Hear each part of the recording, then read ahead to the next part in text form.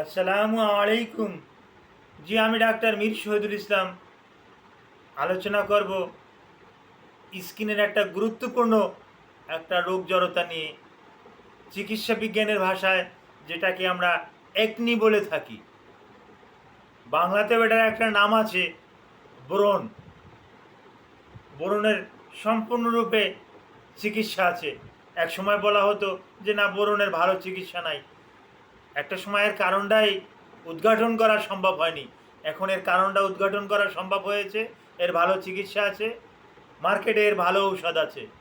এগুলো নিয়েই আমি আলোচনা করতেছি। ধৈর্য সহকারে আপনারা আলোচনাটা শুনুন। ভিডিওটা না টেনে পুরো ভিডিওটা দেখলে আপনারা উপকৃত হবেন।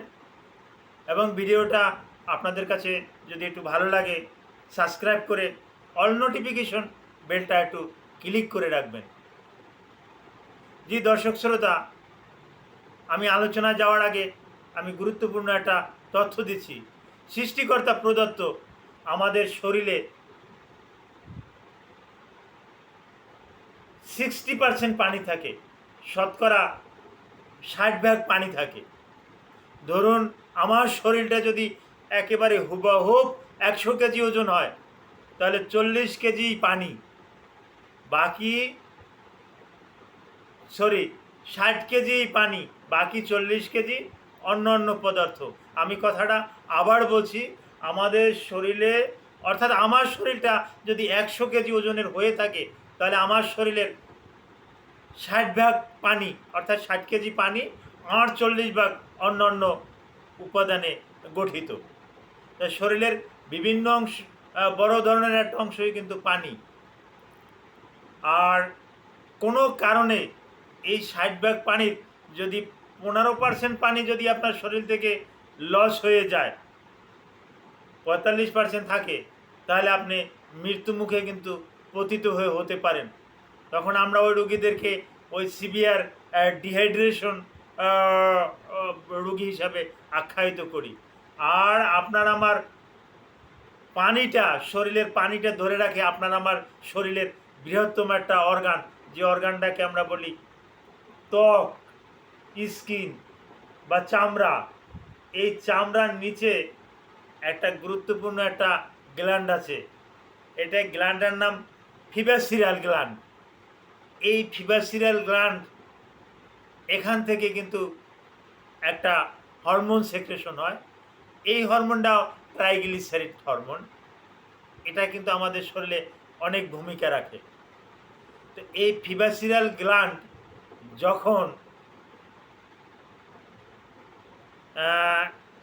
এর কার্যক্ষমতা যখন ব্যাহত হয়, তখনই আমাদের স্কিনে বিশেষ করে হেইজি দেখা যায় একনি। একনির কিন্তু ক্লাসিফিকেশন আসে, 3টে শ্রেণীবিন্যাস আছে।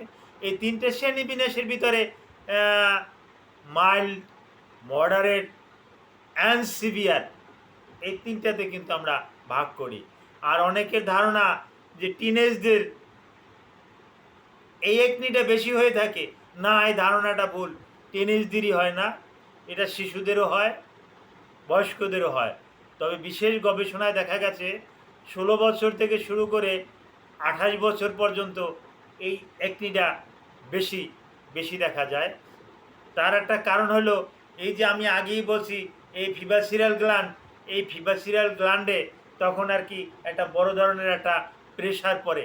আপনি যদি পুরুষ হয়ে থাকেন, ছেলে হয়ে থাকেন, তখন টেস্টোস্টেরন নামের একটা হরমোন, এটার কিন্তু আর্ধেক্য বেশি দেখা দেবে। আপনি যদি ফিমেল হয়ে থাকেন, তাহলে আপনার ইস্ট্রোজেন, প্রোজেস্টেরন, এই হরমোনের তারতম্যটা বেশি দেখা দেবে।